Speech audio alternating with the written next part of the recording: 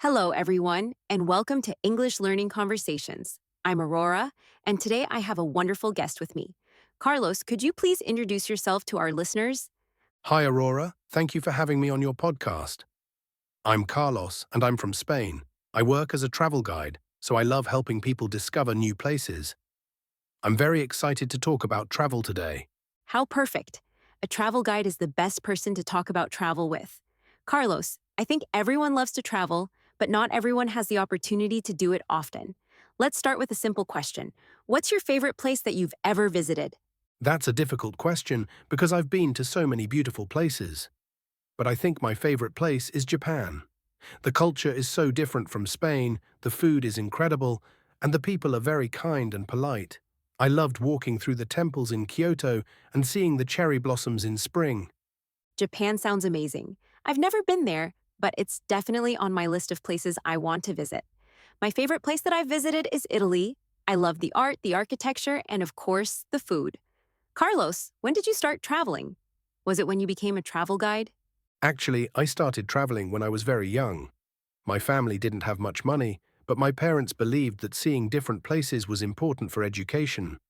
We would take small trips around Spain during summer vacations. We would camp or stay in cheap hotels, but those trips taught me to love exploring new places. That's such a beautiful story. Your parents were very wise. I think travel really does teach us so much about the world and about ourselves. Carlos, what do you think is the best way to travel? By plane, train, car, or bus? Each way of traveling has advantages and disadvantages. Flying is the fastest, especially for long distances.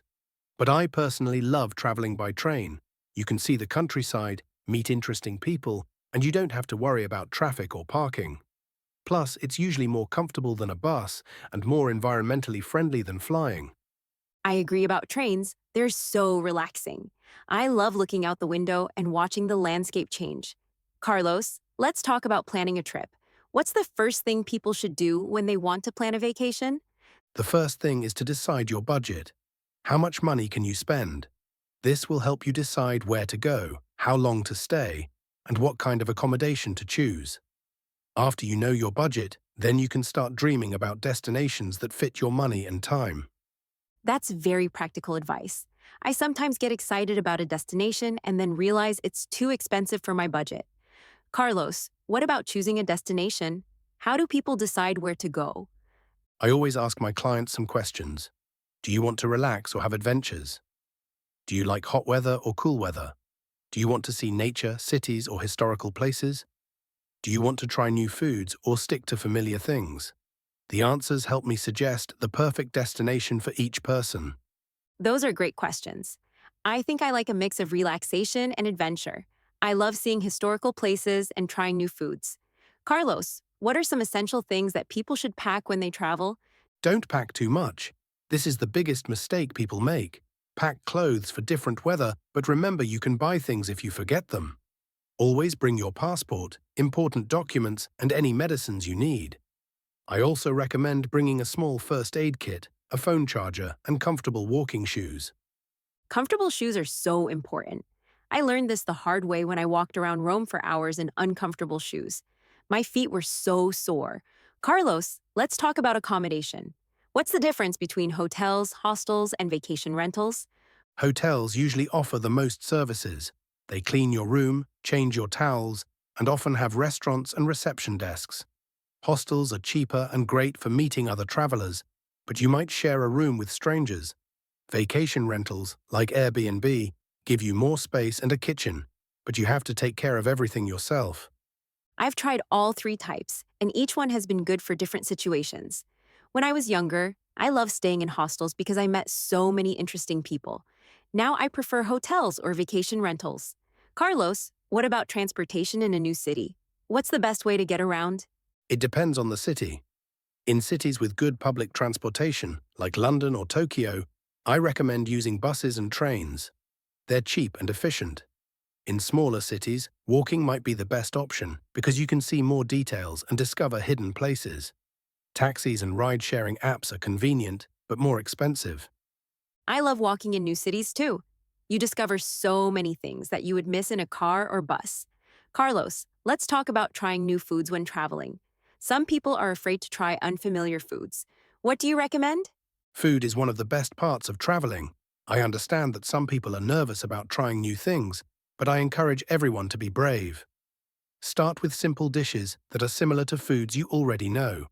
Ask local people for recommendations. Most locals are happy to share their favorite restaurants and dishes. I completely agree. Some of my best travel memories are about food. I remember having the most amazing pasta in a small restaurant in Rome that only local people knew about. Carlos, what about language barriers? How can travelers communicate when they don't speak the local language? Technology helps a lot these days. Translation apps on your phone can help with basic communication. But I also recommend learning a few basic phrases before you travel. Words like hello, thank you, please, excuse me, and where is the bathroom are very useful. People appreciate when you try to speak their language, even if you make mistakes. That's so true. Even when I make mistakes, people are usually patient and helpful when they see that I'm trying. Carlos, let's talk about money when traveling. What's the best way to handle money in foreign countries?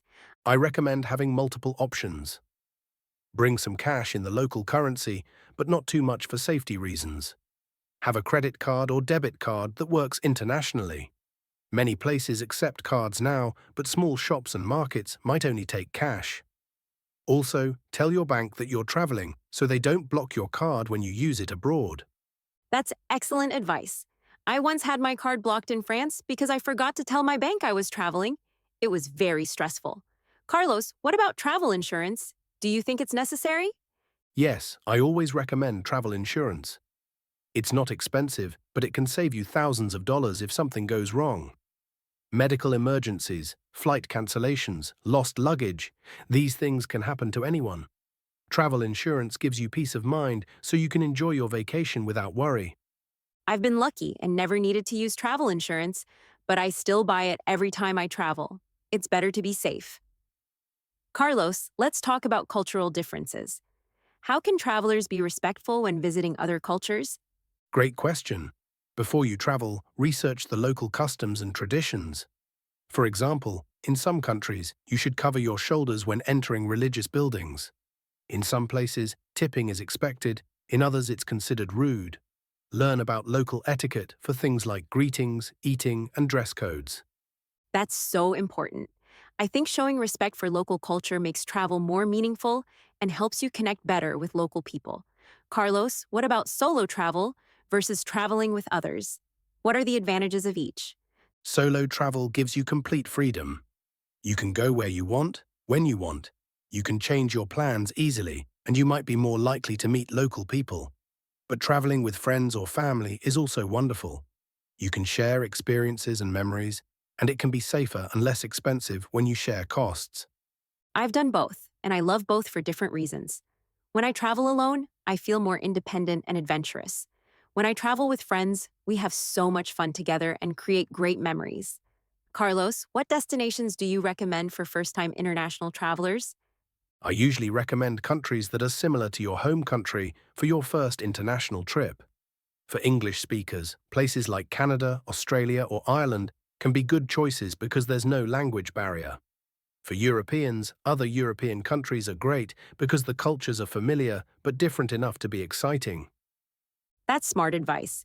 Starting with somewhere not too different can build confidence for more adventurous trips later. Carlos, let's talk about photography when traveling. Do you have any tips for taking good travel photos? Yes. First, wake up early. The best light for photography is in the morning and evening. Second, don't just take photos of famous monuments. Take pictures of local people, street scenes, and small details that capture the feeling of the place. And third, put your camera down sometimes and just enjoy the moment with your eyes. I love that last tip. Sometimes we're so busy taking photos that we forget to actually experience the place. Carlos, what about bringing souvenirs home? What makes a good souvenir? The best souvenirs are things that are unique to the place you visited and that will bring back good memories. I prefer buying local crafts, local foods, or books about the place rather than mass-produced tourist items. Something handmade by a local artist is much more special than a t-shirt that says the city name. I agree completely. I love buying local foods and spices because every time I use them, I remember my trip. Carlos, what's the biggest mistake you see travelers make? The biggest mistake is trying to do too much in too little time. Some people want to see 10 cities in 1 week. This is exhausting, and you don't really experience any place deeply. It's better to spend more time in fewer places. You'll be less tired and have more meaningful experiences.